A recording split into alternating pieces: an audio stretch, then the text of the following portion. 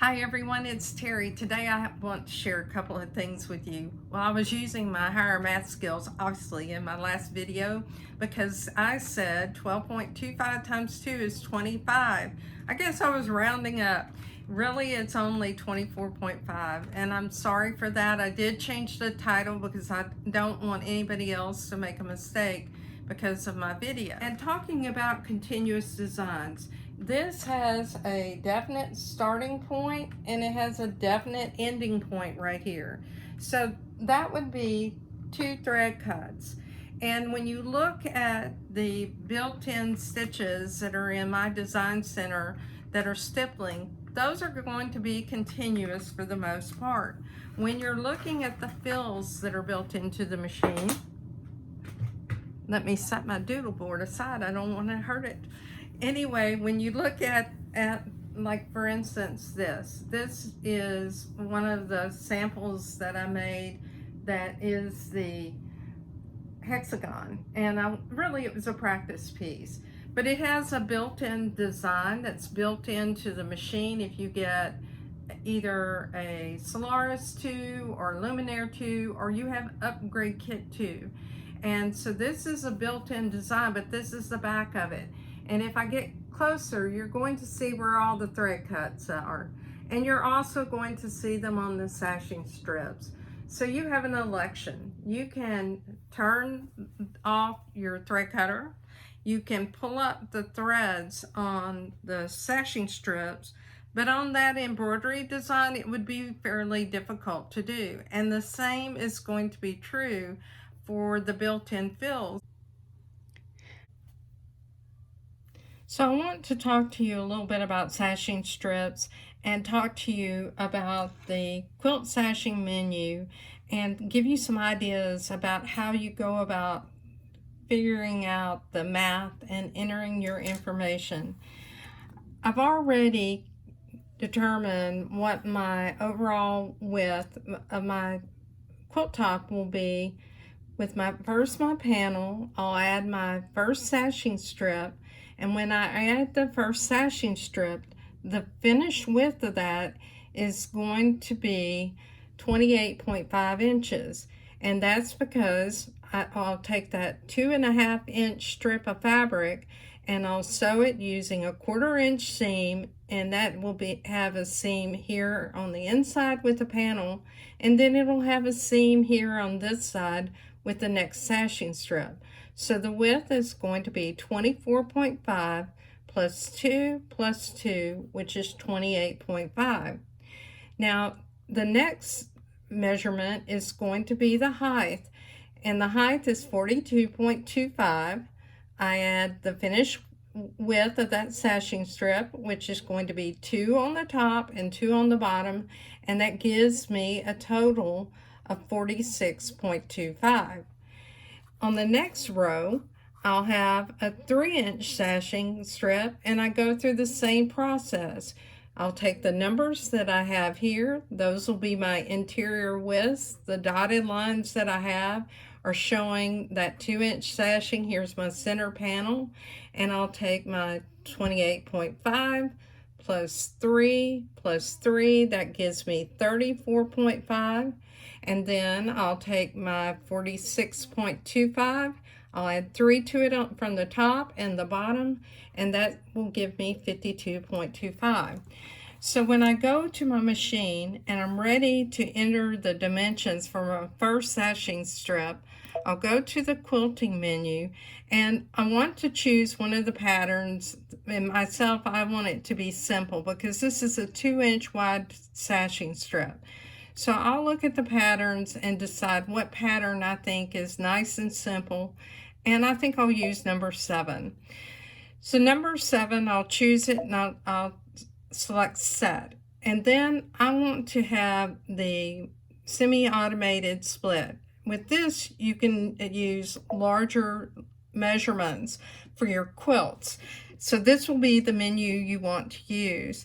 And the first thing I need to enter is in this first icon, and that's going to be my overall width with my sashing strip. Well, remember, that's 28.5. So that's the number that I'm going to enter, 28.5, and I'll choose set. Now the next number that I need to enter is my height, and my height is 46.25. So I'll enter that. Now on the sashing width, I prefer to enter a smaller size than the width of my sashing strip, because I don't want my design to stitch out over a seam, and I don't want it on the last sashing strip to be caught under binding. So what I'll do, instead of entering 2, which is the width of that finished strip, I'm going to enter 1.75. So I reduced it by 1/4 of an inch, and I'll choose set. Now remember what you entered for that width, because I want to show you some ideas about how to go and look at your numbers if it seems like your sashing strip's not stitching out correctly. And I'll go ahead and leave it with this 10 5/8 by 16, which is my largest hoop, and choose next.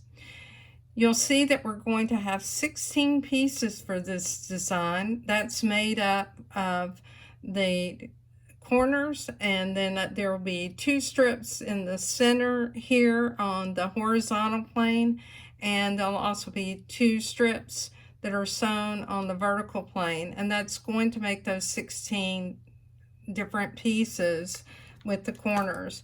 You'll see that you have an option down here with this icon, and this is with Upgrade Kit 2, to have a single running stitch or a triple running stitch. I prefer to have the single running stitch, so that's what I'll choose. The thread color is important, not because this is the color you're going to stitch out, but it's what you're going to see against that fabric. So look at your fabric and find a good contrasting color that you can see against it. My sashing's very busy, and if I look at these colors, I'll probably see something better if I choose a dark color, like possibly this black or this dark purple, just looking at my fabric. So that's what I'll choose, and I'll choose OK. Now I want to save this to memory. Now the data is saved to the memory, and it says you want to embroider. Well, it'll take you back to the file. This is where you can make sure that your measurements, first of all, the 28.5 and the 46.25 are correct, but notice it didn't show that sashing width. Now I want to show you something. When you open this file, it's going to have the semi-automated method, and then it will have the individual pieces. And I want to show you the math for going through and seeing if this is going to give you about the right measurement. This is a second way to check it. I had a friend who had measured something, and she asked me, why isn't my sashing strip coming out correctly? So I asked her to give me her measurements, and I showed her how to do this. So if we look at this, the corner themselves are going to be 1.87 inches. I know on the horizontal, I'll have 3.74 inches just with the 2 corner designs. So I wrote that number down. Now I'll go to the horizontal. For horizontal 1, that's 12.37 inches. I added that takes me to 16.11. And then what I'll do is I'll pick up that second design. That's another 12.37 inches. That takes me to 28.48. And the difference that I have, which is essentially going to be the difference between the 28.50 and 0.48, I can stitch that out and make the correct adjustments. I'm Terry Maffitt. I hope these videos are helpful to you. If you have any questions, please let me know. I do have other videos that show you how to come up with accurate measurements for your sashing. In fact, I had 2 videos, one showing you how to measure everything and another showing you how to stitch it out. Have a great day.